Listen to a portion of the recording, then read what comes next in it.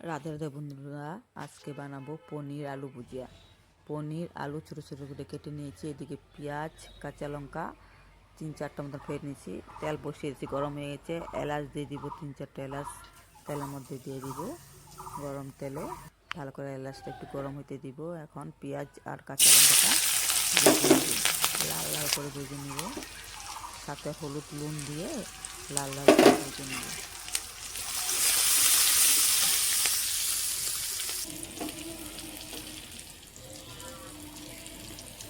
কয়েকটা রসুন দিয়ে এখন রসুনটা দিয়ে ভালো করে ভেজে নিব।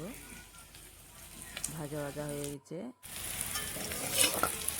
লাল লাল করে ভাজা ভাজা হয়ে গেছে। পেঁয়াজের রসুনের সাথে আলুর সাথে লাল লাল করে ভাজা হয়ে গেছে।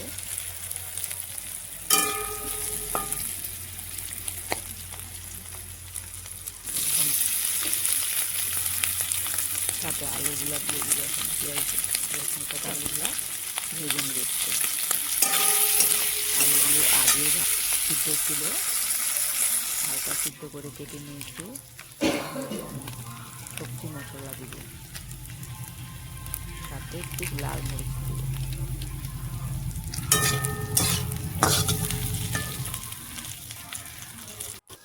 কালার আসার জন্য লাল লঙ্কা দিব। এদিকে জিরার গুঁড়ো, একটু সবজি মশলা দিয়ে হালকা ভেজে দিব। এখন পনিরটা ঢেলে দিব।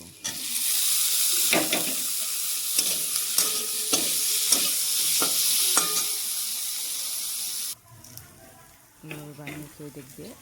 পনির আলু ভুজিয়া খেতে কিন্তু অসাধারণ ভালো লাগে। কত আর কারি খাবে, এভাবে পনির আলু ভুজিয়া খাবে, অনেক অসাধারণ টেস্টি লাগে। রাধে রাধে, ভালো